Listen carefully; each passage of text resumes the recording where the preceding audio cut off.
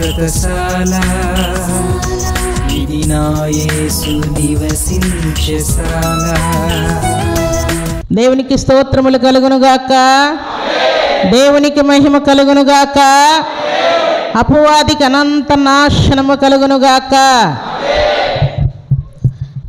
పరిశుద్ధ గ్రంథంలో నుండి సర్వశక్తిమంతుడైనటువంటి దేవాతి దేవుడు మనకిచ్చినటువంటి శ్రేష్టమైన వాక్కును చదువుకుందాం. పరిశుద్ధ గ్రంథంలో నుండి యెషయా గ్రంథం 11వ అధ్యాయం మొదటి వచనాన్ని చదువుకుందాం. యెషయా మొద్దు నుండి చిగురు పుట్టును, వాని వేరుల నుండి అంకురము ఎదిగి ఫలించును. దేవుడి శ్రేష్టమైన మాటలు దీవించి ఆశీర్వదించునుగాక. సర్వశక్తిమంతుడైనటువంటి దేవాతి దేవుడు భూమి మీద జన్మించాడు. ఎలాంటి దేవుడు ఆయన అంటే, పరలోక పట్టణంలో ఏం చేస్తుంటాడు ఆయన? పరలోక పట్టణంలో కోట్ల కొలది దూతల చేత మానక రేయింబగళ్ళు స్తుతింపబడుచున్నటువంటి దేవుడు.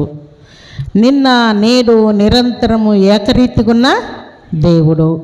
వర్తమాన భూత భవిష్యత్ కాలంలో సర్వాధికారి అయిన దేవుడు. లేని వాటిని ఉన్నట్టుగా పిలిచే దేవుడు. మాట్లాడే దేవుడు. మారని దేవుడు. మార్పులేని దేవుడు. ఇంత గొప్ప దేవునిగా మనం కలిగి ఉన్నాం. ఆ దేవుడు పరలోక పట్టణములో కోట్ల కొలది దూతల చేత స్తుతింపబడుచున్నటువంటి ఈయన మంటి పురుగులమైన మన నిమిత్తం భూలోకానికి దిగివచ్చాడు. ఆయన దేవుడుగా దిగి వస్తే దయ్యమో భూతమో అనుకుంటామని మానవుని రూపము ధరించుకొని, దాసుని స్వరూపం ధరించుకొని పశువుల పాకలో జన్మించాడు. ఈ పాకలో జన్మించినటువంటి ఈయన గొల్లల చేత, జ్ఞానుల చేత, ప్రలోక పట్టణంలో ఉన్నటువంటి దేవదూతల చేత కూడా స్తుతింపబడినటువంటి దేవుడు ఈయన. ఇంత గొప్ప దేవుడు భూమి మీద జన్మించాడు. భూమి మీద బ్రతుకుతున్నటువంటి రాజులు, అధికారులు, ప్రధానులు, పెద్దలు అందరూ ఉంటారు ప్రియులారా. వారందరి బర్త్డే కార్యక్రమాలు జరుపుకుంటూ ఉంటాం. మన బర్త్డేలు కూడా మనం జరుపుకుంటూ ఉంటాం. మన వలన ఎవరికి జీవం లేదు ప్రియులారా, లేదు. కానీ మనం బర్త్డేలు జరుపుకుంటూ ఉంటాం. అయినను మనం మంటి పురుగులం గనుక మనల్ని పక్కన పెట్టేసేద్దాం. పిల్లల, పెద్దల, వృద్ధుల, ధనవంతుల, పేదల, కుంటివార, గుడ్డివార అవన్నీ పక్కన పెట్టేసేద్దాం. ఈ సర్వశక్తిమంతుడైనటువంటి దేవాతి దేవుడు భూమి మీద జన్మించినటువంటి అర్థమేదో అది మనం గ్రహించాలని దేవుడు కోరుకుంటున్నాడు. మనం అందరం ఏం చేస్తాం? క్రిస్మస్ అంటే చాలామంది భక్తులు వర్ణిస్తూ ఉంటారు. క్రిస్మస్ అంటే ఇంటి పండుగ అంట. ఇంటికి ఏమొస్తుందంట? పండగ వచ్చేస్తుంట. తలతలలాడిపోతూ ఉంటాయి ఇల్లు. అలాగే మందిరాలు కూడా కలకలలాడిపోతూ ఉంటాయి. అలాగే మరి కొంతమంది ఏమని పోలుస్తూ ఉంటారంటే పంటి పండగ అంట. పంటికి పని పెడతారంట. స్వీట్లు, హాట్లు, చికెన్లు, మటన్లు నానా రకాలుగా పంటికి పండగ చేస్తూ ఉంటారంట.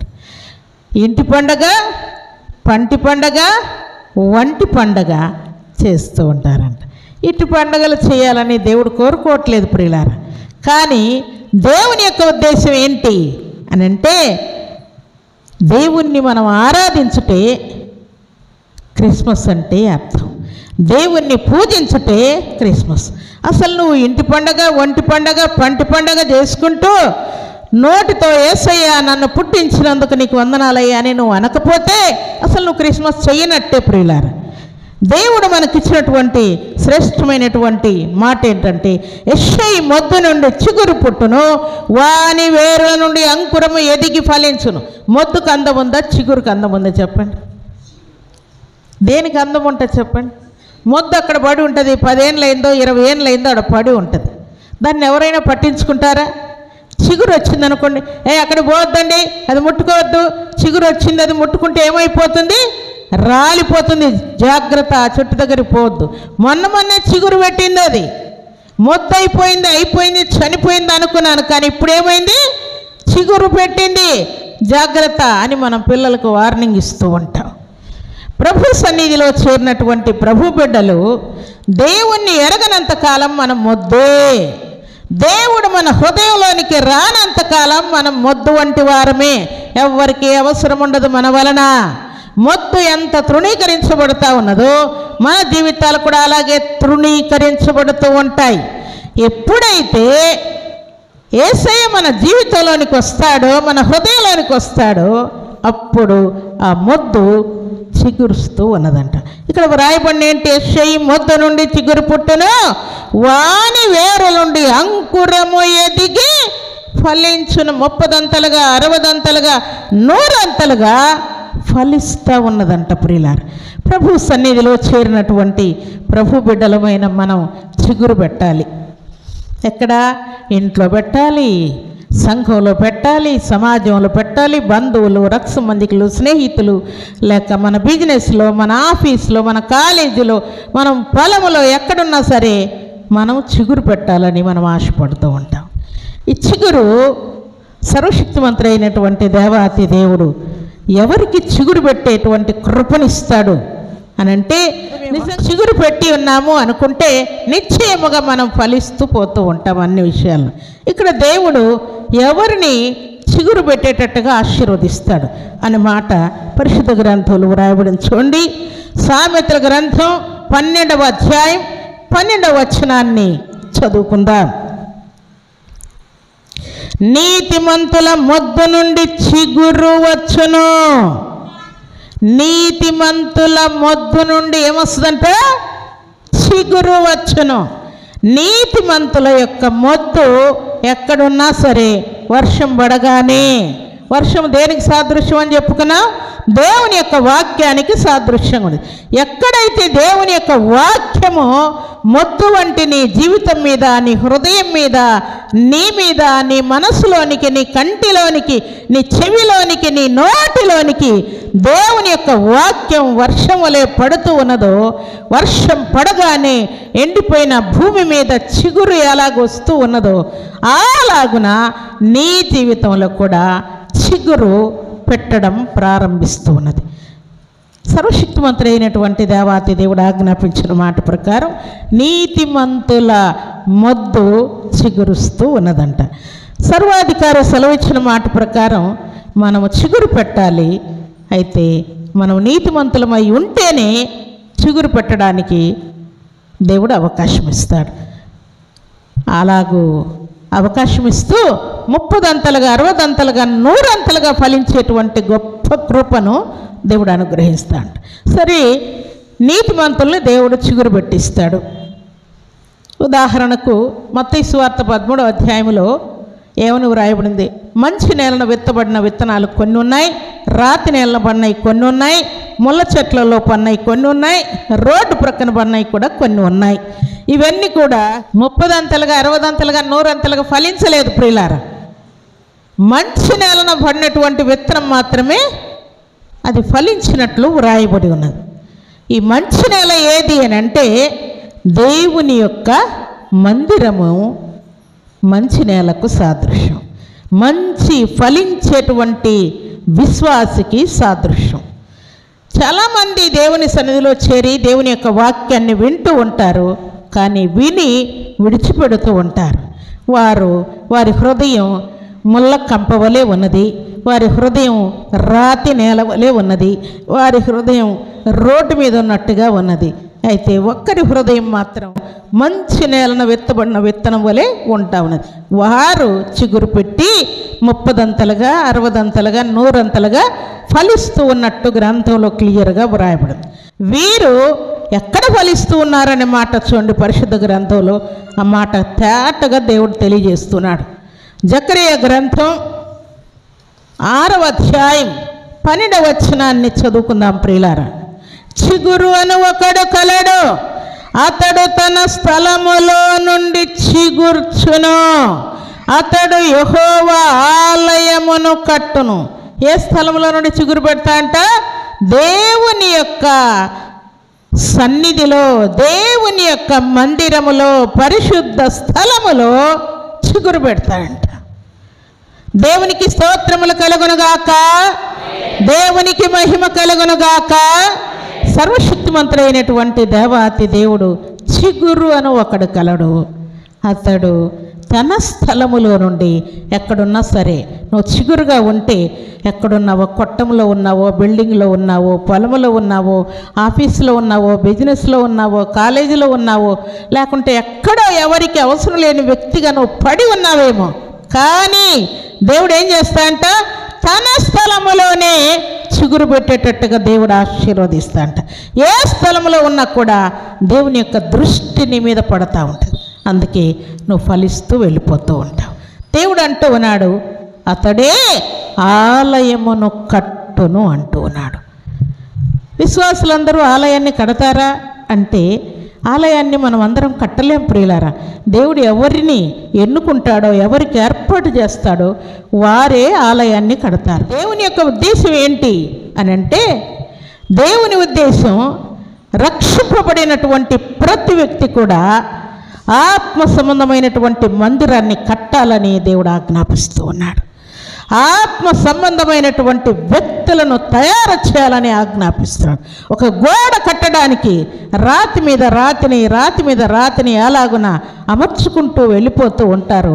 అలాగున మనము కూడా అనేకులను, ఒక్కొక్కరిని దేవుని మందిరంలో చేర్చి వారిని గోడవలే పెంచుకుంటూ వెళ్ళిపోవాలని దేవుడు ఆజ్ఞాపిస్తూ ఉన్నాడు. ఈలాగున చిగురు అని ఒకడు కలడు. అతడు తన స్థలములో నుండి చిగురు పెడతాడు. అతడే నా ఆలయమును కట్టునని దేవుడు ఆజ్ఞాపిస్తున్నాడు. ఒకవేళ మనలో పాపము, శాపము, దుర్మార్గము, దుష్టత్వము, అన్యాయము, అక్రమము, దుర్భాషలు మనలో ఉంటే మనం ఫలించేది ఉండదు ప్రియులారా. అక్కడ వేసిన గొంగలి అక్కడే అన్నట్టుగా ఉంటాం. ఒకవేళ మేము ఇల్లు కొన్నాం, పొలం కొన్నాం, స్థలం కొన్నాం, ఉద్యోగాలు వచ్చాయి, వెండి కొన్నాం, బంగారు కొన్నాం, కుమారులు కుమార్తెలు అంతా అష్టైశ్వర్యాలతో మేము ఉంటూ ఉన్నాం కాబట్టి మేము మా స్థలంలో చిగురు పెట్టినట్టే అని మనం అనుకుంటే అది ధనవంతుని లెక్కలోనికి వెళ్ళిపోద్ది ప్రియులారా. ధనవంతుడు కూడా ఎలాగున్నాడు? పచ్చగా ఉన్నాడా లేడా? ఉన్నాడు కదా. కానీ మరణమైన తర్వాత లాజరు అబ్రహాము రొమ్మున ఆనుకోవడానికి వెళ్ళిపోతే ధనవంతుడు మాత్రం అగ్నిలో కేకలు వేస్తున్నట్టుగా వ్రాయబడినది. దేవుని చేత మనం దీవించబడాలి, గొప్పవారంగా ఉండాలి, కానీ దేవుడు లేకుండా మనం వర్ధిల్లకూడదు. దేవుణ్ణి ముందు పెట్టుకొని మనం ఆశీర్వాదాలు అనుభవించాలని దేవుడు ఆజ్ఞాపిస్తున్నాడు. అతడు తన స్థలములో నుండి చిగురు పెట్టునన్న మాట మీ జీవితాల్లో నెరవేర్చబడకుండా వెళ్ళిపోతా ఉన్నది. అయితే దేవుడు అంటున్నటువంటి మాట ఏంటంటే, దేవుని సన్నిధిలో మనము చిగురు పెట్టి విశ్వాసులుగా ఉండాలని దేవుడు కోరుకోవట్లేదు ప్రియులారా. సేవకులు మాత్రమే విశ్వాసులను తయారు చేయాలని రూల్ లేదు. పరిశుద్ధ గ్రంథంలో దైవ సేవకులు, ప్రవక్తలు, భక్తులు మాత్రమే దేవుని దగ్గరకు అనేకుల్ని నడిపించారా? విశ్వాసులు కూడా నడిపించారా? చెప్పండి, నడిపించారా లేదా? విశ్వాసులు కూడా నడిపించారు కదా. అంతెందుకు, ఇశ్రాయేలు దేశపు చిన్నది అని రాయబడింది. ఇశ్రాయేలు దేశపు చిన్నదే, కానీ ఎవరిని నడిపించింది దేవుని దగ్గరకు? నయమాన్ని నడిపించింది కదా. ఆమె సేవకురాలు కాదు, పెద్దది కూడా కాదు, చిన్నదే. అయినను సర్వశక్తిమంతుడైనటువంటి దేవాతి దేవుని యొక్క వెలుగును, ప్రత్యక్షతను, ముఖదర్శనాన్ని చూడగలిగినట్లుగా, ఆయన స్వస్థత పొందినట్లుగా, యేసయ్య నిజమైన దేవుడని గుర్తించేటట్టుగా ఘనకార్యం చేసింది. కాబట్టి భూమి మీద బ్రతుకుతున్న మనం అందరం కూడా అనేకులను దేవుని దగ్గరికి నడిపించే పాత్రలుగా ఉండాలని పరిశుద్ధాత్మ దేవుడు కోరుకుంటూ ఉన్నాడు. ఇక్కడ ఒక సందర్భం మీకు జ్ఞాపకం చేస్తాను. ప్రభు సన్నిధిలో చేరినటువంటి ప్రభు బిడ్డలమైన మనం చాలాసార్లు ప్రాబ్లమ్స్ మనకు వచ్చినప్పుడు పోలీస్ స్టేషన్కి వెళ్తూ ఉంటాం, లాయర్ల దగ్గరికి కూడా వెళ్తూ ఉంటాం, కోర్టుల దగ్గరికి వెళ్తూ ఉంటాం, మన ప్రాబ్లం మనం చెప్పుకుంటూ ఉంటాం. ఇద్దరు భార్య భర్తలు లాయర్ దగ్గరికి వెళ్ళారంట. వెళ్ళి ఆ లాయర్తో మాట్లాడుతూ ఆ భర్త అన్నాడంట, అయ్యా కొంచెం నాకు నా ప్రాబ్లం క్లియర్ చేయండి అంటే, ఎవరితో నీకు ప్రాబ్లం అంటే, నా భార్యతోనే నాకు ప్రాబ్లం, కాబట్టి ఆ ప్రాబ్లం క్లియర్ అయ్యేటట్టుగా నాకు సహాయం చేయండి అన్నాడంట. అంటే ఏంటి ప్రాబ్లం ఏంటి, ఎందుకు మీ ఇద్దరి మధ్య గొడవ వస్తుంది? గొడవ లేదయ్యా, చాలా నెమ్మదిగా ఉన్నాము, చాలా సంతోషంగా ఉన్నాము, చాలా ఆరోగ్యంగా ఉన్నాము, అన్నీ బాగానే ఉన్నాయి, గొడవ ఏం లేదయ్యా, ప్రశాంతంగా ఉన్నాం. కాకపోతే మాకు అప్పులు ఎక్కువైపోతున్నాయి, అందుకని కొంచెం నా భార్యతో మీరు మాట్లాడితే మంచిదని నేను ఆశపడుతున్నాను అన్నాడు. అప్పులు అవుతున్నాయా? ఏం చేస్తుంది నీ భార్య? ఏమన్నా వేస్ట్ చేస్తుందా అంటే, ఇంకా అవన్నీ మీరే మాట్లాడండి అయ్యా, నేను ఆమెతో మాట్లాడిస్తానని చెప్పాడంట. చెప్తే ఆమెను తీసుకొని వచ్చి లాయర్ దగ్గర మాట్లాడిస్తూ ఉంటే ఆమె అంటా ఉందంట, అమ్మా ఎందుకు నీ భర్త మా దగ్గరకు వచ్చాడు?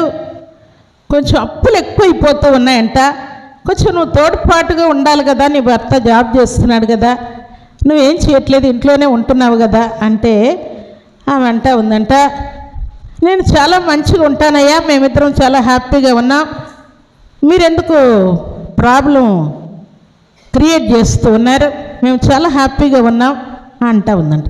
లేదమ్మా, ఆయన హ్యాపీగా లేని అంటున్నాడు అని అంటే, అయ్యో ఏంటి సార్ అట్లా అంటారు, నేనంటే మా ఆయనకు చాలా చాలా ఇష్టం అని చెప్పిందంట. సరే ఏంటి ప్రాబ్లం ఏంటి అని అంటే, నేను బీరువాలు కొనలేకపోతున్నానయ్యా, తర్వాత అప్పులు ఎక్కువైపోతున్నాయి, నేను బీరువాలు కొనాల్సిన పరిస్థితి వస్తూ ఉంది అన్నాడంట. ఈ లాయర్కి అర్థం కాలేదంట, ఏంటి బీరువాలు కొనేది ఏంది నాయన, అసలు నాకు అర్థం కావట్లేదు అని అంటే, ఆమెనే అడగండి అయ్యా, నేను ఎందుకు బీరువాలు కొంటున్నానో ఆమెనే అడగండి అన్నాడంట. ఏమ్మా బీరువాలు ఎందుకు కొంటున్నాడు అని అంటే, ఏం లేదు సార్, రోజుకు ఒక చీర కొనిస్తాడు నా భర్త. ఎప్పుడంట? రోజుకొకటంట, రోజు ఒక కొత్త చీర కొనిస్తాడు సార్, అందుకని బట్టలు పట్టట్లేదు సార్, అందుకని బీరువాలు కొంటున్నాడు సార్ అని చెప్పినాడు. ఇది ఎక్కడ విచిత్రం అమ్మా, ఏదైనా పండుగ లేకుంటే పెళ్ళి కానీ బర్త్డే కానీ ఇంకేదైనా ఫంక్షన్ ఉంటే కొనాల్సిందే తప్పకుండా, రోజు కొనడం ఏందమ్మా అసలు అర్థం కావట్లేదు అని అంటే, అవునయ్యా మా ఆయనకు నేనంటే చాలా ఇష్టమే, చాలా ఇష్టంతో కొనిస్తున్నాడయ్యా, ఆ సంగతి మీకు తెలియట్లేదు. రోజు చీర కొనియకపోతే ఆమె ఇంకా పెద్ద రచ్చ చేస్తుందంట. ఇష్టపడి పెళ్లి చేసుకున్నావు కదా, నన్ను ఇష్టపడ్డావు కదా నువ్వు అని గొడవ చేస్తాయా అంటే, అప్పుడు ఆయన చూడమ్మా, ఆయన ఇష్టంతో కొనట్లేదు తల్లి, చాలా కష్టంతో కొనిస్తూ ఉన్నాడు అని కొంచెం ఆమెకు అర్థమయ్యేటట్టుగా బాధపడుతూ చాలా దుఃఖంతో మా దగ్గరికి వచ్చాడు. నేను కొనలేకపోతున్నానయ్యా, అప్పులు ఎక్కువైపోతూ ఉంది, ఆమెకు నా పరిస్థితి అర్థం కావట్లేదు, మీ ఆయనకి ఎన్ని బీరువాలు ఉన్నాయమ్మా అంటే ఆమె అంటా ఉందంట, ఏమీ లేవు సార్, అన్ని బీరువాలన్నీ నావే సార్ అంటుందంట. ఆయన వండర్ అయిపోయాడంట, ఏంటమ్మా జాబ్ చేస్తున్నాడు పాపం, రేయనక పగలనక కష్టపడుతూ ఉన్నాడు, ఆయన సేఫ్టీ కూడా నువ్వు కొంచెం ఆలోచన చేయాలి కదా తల్లి, ఎందుకు ఇట్లా చేస్తూ ఉన్నావు అని చాలా బాధపడుకుంటూ వచ్చాడమ్మా అని అంటే ఆమె కొంచెం ఆలోచన చేసిందంట. అవునా, సంతోషంగా ఉన్నాడు అనుకున్నాను సార్, నాకు తెలియదు, ఎందుకంటే నాకు చీరలంటే పిచ్చి సార్, రోజు కొనాలి, కొన్న తర్వాత నేను నచ్చితేనో నా భార్యకి నచ్చితేనో కొంటే నాకు ఓకే సార్, ఆమె ఇష్టంలే అనుకుంటాను, అట్లా కాదు సార్, ఆమె 4 ఫ్రెండ్స్ ఉన్నారంట, వారందరూ ఓకే చేయాలంట ఆ చీరని, వారు 4 ఓకే చేసిన తర్వాత అప్పుడు ఆమె ధరించుకుంటుందంట. వాళ్ళు ఓకే చేయడానికి మరలా ఈమె ఆటో వేసుకొని వాళ్ళ వెంట తిరుగుతూ ఉంటుందంట. ఈయన ఆఫీస్కి వెళ్ళిపోగానే ఈ చీర ఓకేనా ఓకేనా ఓకేనా అని ఫ్రెండ్స్ దగ్గరికి వెళ్ళి ఓకే చేసుకోవాలంట. ఇవన్నీ చెప్పేసరికి వారు వండర్ అయిపోయి లాయర్లు బాగా ఆమెకు వార్నింగ్ ఇచ్చి కళ్ళు తెరిపించారంట. కళ్ళు తెరిపించిన తర్వాత అప్పుడు అంటూ ఉందంట, సార్ కంప్లీట్గా ఇక మానేస్తాను, మా ఆయన సంతోషమే నా సంతోషం, నా భర్త ఇష్టమే నా ఇష్టం, ఇంతకాలం నాకు కళ్ళు మూతపడిపోయి 2 సంవత్సరాల నుంచి ప్రతిరోజు చీర కొనాల్సిందేనంట.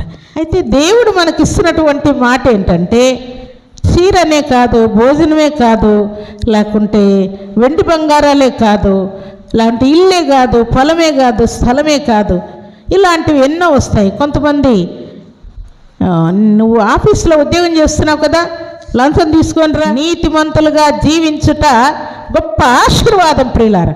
ఈ ఆశీర్వాదాన్ని పక్కన పెట్టి పాపం చేయకుండా పరిశుద్ధమైన జీవితాన్ని కలిగి ఉన్నటువంటి భర్తను బట్టి, భార్యను బట్టి సంతోషపడవలసి ఉండగా లంచం తీసుకునమని ప్రేరేపిస్తున్నటువంటి భర్తలు, భార్యలు కూడా ఉన్నారంట ప్రియులారా. అయితే అట్టి వాటికి మనం తావీయకూడదని దేవుడు జ్ఞాపకం చేస్తున్నాడు. అయితే ఈ చిగురు అనేటువంటి ఈ వ్యక్తి పరిశుద్ధ స్థలంలో నుండి చిగురు పెడుతున్నట్ట. ఇలాగ చిగురు పెట్టే వారిని దేవుడు ఏం చేస్తాడంట చూడండి. జకరియా గ్రంథం 3వ అధ్యాయం 8వ వచనంలో చక్కని మాట అక్కడ వ్రాయబడి ఉన్నది. ఏదనగా చిగురు అను నా సేవకుని నేను రప్పించుచున్నాను. దేవుడు పరిశుద్ధ స్థలములో నుండి మొలకెత్తినటువంటి ఈ చిగురును దేవుడు ఆశీర్వదించి ఎవరిగా మారుస్తూ ఉన్నాంట? సేవకునిగా మార్చి రప్పిస్తూ ఉన్నాంట. ఎక్కడికి? సంఘములోనికి, సమాజంలోనికి ఆశీర్వదించటానికి, గొప్ప చేయటానికి దేవుడు బయటికి తీసుకొని వస్తూ ఉన్నాంట. అనగా విశ్వాసులైన ప్రతి వారు కూడా సేవకుని పాత్ర పోషించేటట్లుగా దేవుడు ఆశీర్వదిస్తూ ఉన్నాంట ప్రియులారా. సర్వశక్తివంతుడైనటువంటి దేవాతి దేవుడు సెలవిచ్చిన మాట ప్రకారం ఇర్మియా గ్రంథం 23వ అధ్యాయం 5వ వచనంలో చక్కని మాట వ్రాయబడి, రాబో దినములలో నేను దావీదునకు నీతి చిగురు పుట్టించదను. దేవుడు ఏం చేస్తా అంట? నీతి చిగురును పుట్టిస్తా అంట. ఎవరికి? దావీదునకు నీతి చిగురును పుట్టిస్తా అంట. ఎవరైనా నీతి చిగురు, ఎవరా నీతిమంతుడు అని అంటే దావీదు కుమారుడైనటువంటి సొలొమోను మహారాజును దేవుడే సమాధానకర్త అని అన్నాడు. ఎందుకు ఆయన ఆ మాట అన్నాడు అని అంటే భక్తుడైనటువంటి దావీదు మహారాజు చాలామందిని యుద్ధాల్లో చంపేసి తర్వాత రక్తపాతం కలుగు చేశాడు. అందుకని ఆయనను పక్కన పెట్టేసి నా హృదయానుసారుడని మెచ్చుకున్నాడు. కానీ దేవుని యొక్క మందిరం కట్టడానికి ఆయన్ని దేవుడు ఒప్పుకోలేదు ప్రియులారా.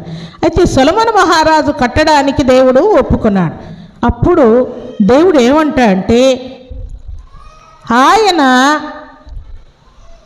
నీతి చిగురుగా ఉన్నాడు గనుక ఆయన నా మందిరాన్ని కట్టొచ్చు అని దేవుడు ఆజ్ఞాపిస్తాడు.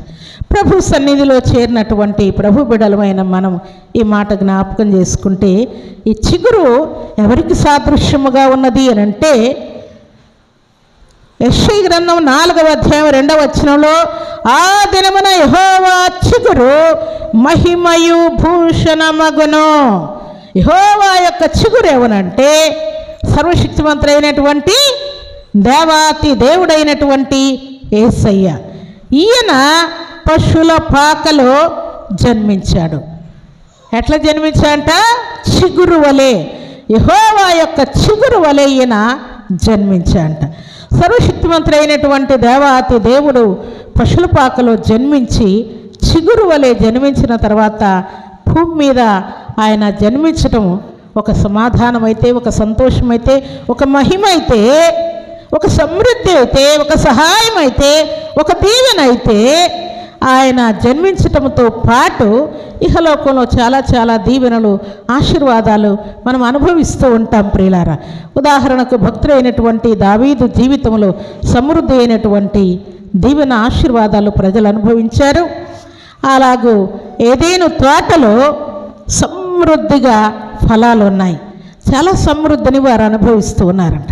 అలాగే ఐగుప్తు దేశంలో నుండి ఇశ్రాయేలును బయలుదేరి వచ్చేటప్పుడు వారు ఐగుప్తీయుల యొక్క వెండిని, బంగారమును, విలువైనటువంటి వస్తువులను, గొర్రెలను, మేకలను, ఎద్దులను, మరి గుర్రాలను అనేక రీతులుగా వారు తీసుకొని వచ్చేస్తారు.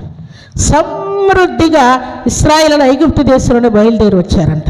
ఈ సమృద్ధి ఇహలోక సంబంధమైనదైతే ఈ సమృద్ధిని అంతటినీ, ఈ 3 సమృద్ధులు ఎవరెవరి? దావీదు కాలంలో ఉన్నటువంటి సమృద్ధి, ఏదెను తోటలో ఉన్నటువంటి సమృద్ధి, ఇశ్రాయేలుల ఐగుప్తు దేశం నుండి బయలుదేరి వచ్చేటప్పుడు వచ్చినటువంటి సమృద్ధి కంటే కూడా యేసయ్య పశుల పాకలో జన్మించుట గొప్ప సమృద్ధికి సూచనగా కనబడుతూ ఉన్నది. పశుల పాకలోనే ఉంటే మనకు ఆశీర్వాదం లేదు ప్రియులారా. పశుల పాకలో జన్మించినటువంటి యేసయ్య మన హృదయములోనికి రావాలి. నీ హృదయం బయట ఆయన ఉన్నాడు అనుకోండి, తలుపు నొద్ద నిలుచుండి నేను తట్టుచున్నాను అంటూ ఉన్నాడు. ఇంకా హృదయం అనే తలుపు దగ్గర దేవుడు తట్టుచూ ఉంటాడు. యేసయ్యని హృదయంలోకి చేర్చుకొనకపోతే, ఇలా మన సర్వశక్తివంతుడైనటువంటి దేవాతి దేవుడు పశుల పాకలో జన్మించడం ఒక శుభమైతే, మన హృదయంలోనికి రావడం, మనము ఆయన రక్షకునిగా ఎంచుకోవడం, మన పాప జీవితాన్ని ఒప్పుకోవడం, మొత్తు వంటి మన జీవితాలు, ప్రార్థన లేని మన జీవితాలు, పరిశుద్ధత లేని మన జీవితాలు, లేక ఆశీర్వచనం మన నోట రాకుండా ఉండేటువంటి జీవితాలన్నీ కూడా మొద్దు వలె ఉంటాయి. దేవుని మందిరానికి కూడా రాకుండా మొద్దుల వలె మనం ఉంటూ ఉంటాం. అయితే ఎప్పుడైతే యేసయ్య మన హృదయంలోనికి వస్తాడో అప్పుడు మన జీవితం చిగురు పెట్టి 30 దంతలుగా 60 దంతలుగా 100 దంతలుగా ఫలించటానికి దేవుడు గొప్ప కృపను చూపించబోతూ ఉన్నాడు ప్రియులారా. ఇది శాశ్వతమైనటువంటి ఆశీర్వాదకరమైనటువంటి క్రియ ప్రియులారా. ప్రభు సన్నిధిలో చేరిన ప్రభు బిడ్డలమైన మనమందరం కూడా ఇక మీదట మొద్దులముగా ఉండకుండా చిగురు పెట్టి 30 దంతలుగా 60 దంతలుగా 100 దంతలుగా ఆశీర్వదింపబడాలని దేవుడు కోరుకుంటూ ఉన్నాడు. అందుకే ఈ చిగురులో ఉన్నటువంటి జీవాన్ని, ఈ చిగురులో ఉన్నటువంటి అందాన్ని, ఈ చిగురులో ఉన్నటువంటి ఆరోగ్యాన్ని, ఈ చిగురులో ఉన్నటువంటి ఆశీర్వాదాన్ని మనం పొందాలని పరిశుద్ధ ఆత్మదేవుడు కోరుకుంటున్నాడు. ఈ చిగురు 30 దంతలుగా 60 దంతలుగా 100 దంతలుగా మన జీవితాల్లో ఫలించాలని దేవుడు కోరుకుంటా ఉంటే, ఆ ఫలభరితమైనటువంటి జీవితం మన జీవితాల్లో లేకపోతే, పేరుకు మాత్రం మనం క్రైస్తవులంగా ఉంటే పాపశాప సంబంధమైన జీవితాలతో పట్టుబడి ఉంటాం. దానికి పాపంలో ఉన్నవారికి తప్పు అని అనిపించదంట. వారు తల్లిదండ్రులైనా, అన్నదమ్ములైనా, అక్క చెల్లెలైనా, భర్త అయినా, భార్య అయినా, ఎవరైనా తీసుకోండి, ఏది కూడా మాది తప్పు అనిపించదంట. నాదేం తప్పు లేదు అనుకుంటున్నావంటే నీలో ఇంకా దురాత్మ సంచారం చేస్తా ఉన్నదని లెక్క. బస్సు ఎక్కినా నువ్వు దురాత్మతో నిండి ఉంటావు, కారులో వెళ్ళినా దురాత్మతో ఉంటావు, ఆటో ఎక్కినా కూడా ఈ పనులే చేస్తున్నారు. పిల్లలని పెద్దలని తేడా లేకుండా పదే పదే స్త్రీలను శోధించటం, లేక పురుషుల్ని శోధించటం, ఇలాంటి క్రియలన్నీ కూడా అపవాది కలిగించేటువంటి క్రియలు ప్రియులారు. మన క్రియలే నిజంగా మనం క్రిస్మస్ చేస్తున్నాం అనడానికి రుజువుగా ఉంటాయి. దానికి ఒక్క మాట ఉదాహరణ మీకు జ్ఞాపకం చేసి ముగిస్తాను ప్రియులారా. ఏంటంటే 1980వ సంవత్సరం జూన్ 3వ తారీఖున ఇందిరాగాంధీ కుమారుడైనటువంటి చిన్న కుమారుడు చనిపోయాడంట. ఆయన విమానంలో పడి చనిపోతే పైలట్ కూడా చనిపోయాడంట. ఈ వార్త అప్పటి కాలంలో ప్రధానమంత్రిగా ఉన్నటువంటి ఇందిరాగాంధీకి తెలిసిందంట. చాలా దుఃఖంతో, అయ్యో నా కుమారుని వెంట వెళ్ళి పైలట్ కూడా చనిపోయాడు, వారి ఫ్యామిలీ ఏమైపోతుందో అని చాలా దుఃఖపడి ఆమె దుఃఖాన్నంతా అణుచుకొని కుమారుడు పోయాడన్న బాధనంతా పక్కన పెట్టేసి పరిగెత్తుకొని ఆ పైలట్ ఇంటికి వెళ్ళిందంట. ఆ తల్లి, ఆ కుమారుని కన్నటువంటి తల్లి ఎంత దుఃఖపడతా ఉందో అని పరిగెత్తుకొని అక్కడికి వెళ్ళిందంట. వెళ్ళేసరికి ఆ పైలట్ యొక్క తల్లి కుమారుడు చనిపోయాడన్న వార్త ఆమెకేమీ తెలియదంట. ఆమె పనిలో ఆమె మునిగిపోయిందంట. ఈమె వెళ్ళి ఆమెను ఆదరించడానికి ఈ ప్రధానమంత్రి అయినటువంటి ఇందిరాగాంధీ అక్కడికి వెళ్తే ఆమె చాలా బిజీగా అనాథలకు, కుంటివారికి, గుడ్డివారికి, మోగవారికి, చెవిటి వారికి చాలా బిజీగా భోజనాలు పెడుతూ ఉందంట ప్రియులారు. పెడుతూ ఉంటే ఆమె అక్కడికి వెళ్ళి ఈమెను ఓదార్చడానికి వెళ్తే ఆమె భోజనాలు పెడుతూ ఉందంట. అప్పుడు ఆమె చూసి, ఓహో క్రైస్తవులంటే ఇలాగే ఉంటారు కాబోలు. ఆమె కుమారుడు చనిపోయాడన్న వార్త తెలిసినా కూడా దాని గురించి ఆలోచన చేయకుండా ఆమె బాధనంతా పక్కన పెట్టి ఆకలితో ఉన్నటువంటి కుంటివారు, గుడ్డివారు, మోగవారికి అందరికీ భోజనాలు పెడుతూ సంతోషపడతా ఉంది ఈ తల్లి అని ఆశ్చర్యపోయి, క్రైస్తవుల ప్రేమ అంటే ఇదే అని ఆమె విలేకరుల సమావేశంలో మాట్లాడి యేసయ్య నామాన్ని మహింపరిచిందంట. ప్రియులారా, ప్రభు సన్నిధిలో చేరిన ప్రభు బిడ్డలమైన మన బాధ అయితే గొర్రంత కొండంతగా ఎంచుకోవడం, ఇతరుల బాధ అయితే కొండంత బాధ అయినా కూడా సులభంగా కొట్టివేయడం ఇది విశ్వాసుల లక్షణం కాదు. ప్రియులారా, మన బాధను మరచి మన ఎదుట ఉన్న వారి బాధను అర్థం చేసుకోవడమే క్రిస్మస్ ఆరాధనలో ఉన్నటువంటి అర్థం. మన రక్షకుడు ఏం చేశాడు? మన బాధ కోసం ఆయన అంత శ్రమ అనుభవించాడు. పశువుల పాకలో జన్మించడమే కాదు, జీవించడమే కాదు, శిలువ మీద మరణించడమే కాదు, సమాధి చేయబడ్డమే కాదు, మూడవ దిన మృత్యుంజయుడిగా తిరిగి లేచి పరలోక రాజ్యానికి ఆరోహణమై వెళ్ళాడు. మరలా రానయ్యున్నాడు మన కోసం. వీటన్నిటిని బట్టి మనం దేవుణ్ణి ఆరాధించాలా వద్దా చెప్పండి? ఆరాధించాలి కదా. నిజంగా సర్వశక్తివంతుడైనటువంటి దేవాతి దేవుణ్ణి నిశ్చయముగా మనం ఆరాధించవలసి ఉన్నది. ఈ తల్లి తన బాధనంతా మర్చి బాధలో ఆకలితో అలమటిస్తున్న బిడ్డలను ఆదరించినట్లుగా మనం కూడా ఈ క్రిస్మస్లో అనేకులను ఆదరించాలని, ఆకలి తీర్చే వారంగా ఉండాలని, బాధలో ఎవరైనా ఉంటే, కష్టంలో ఎవరైనా ఉంటే, వాళ్ళు ఏడుస్తున్నారు, వారు దుఃఖంలో ఉన్నారు కాబట్టి వాళ్ళతో నాకు అవసరం లేదు, ఎవరైనా సంతోషంగా ఉన్నారేమో, సంబరాలు చేస్తున్నారేమో, ఏదైనా ఫంక్షన్ ఉందేమో, పార్టీ ఉందేమో, పెళ్ళి ఉందేమో, బర్త్డే ఉందేమో, అక్కడైతే నేను ఉంటాను, ఎవరైనా ఏడ్చే దగ్గర నేను ఉండలేను, నా వల్ల కాదు అని మనం అనుకుంటే క్రీస్తు ప్రేమ మనలో ఇంకా చిగురు పట్టలేదని దేవుడు జ్ఞాపకం చేస్తున్నాడు. ప్రభు సన్నిధిలో చేరిన ప్రభు బిడ్డలమైన మనం అందరం కూడా ముద్దుల వలె ఉండకుండా చిగురు పెట్టాలని దేవుడు ఆజ్ఞాపిస్తున్నాడు. ఎందుకంటే ఒకానొక దినాన మనం ముద్దులమైపోతాం. ఎప్పుడంటే మనం మరణించిన తర్వాత మన శవం ముద్దయిపోతుంది. ఆత్మ తాను దయచేసిన దేవుని వద్దకు వెళ్ళిపోతుంది. మన్నైనది వెనకటి వలనే మన్నైపోవును, ఆత్మ తాను దయచేసిన దేవుని వద్దకు వెళ్ళిపోతా ఉన్నది. వెళ్ళిన తర్వాత ఏం జరుగుతుంది చెప్పండి? ఆత్మకి ఏం కలుగుతుంది చెప్పండి? ఇక్కడ మనం ఎలాగూ జీవించామో దాన్ని బట్టే అక్కడ పరలోకంగానే నరకంగానే ఉంటుంది. ప్రియుల వారి క్రియలు వారి వెంట వెళ్ళనని వ్రాయబడింది. మనం ఏం చేసామో ఆ క్రియలన్నీ మన వెంట వస్తూ ఉన్నాయి. కాబట్టి క్రిస్మస్ అంటే భోజనం కాదు, క్రిస్మస్ అంటే నూతన వస్త్రాలు కాదు, క్రిస్మస్ అంటే కొంతమంది తాగుబోతులు అంటూ ఉంటారంట.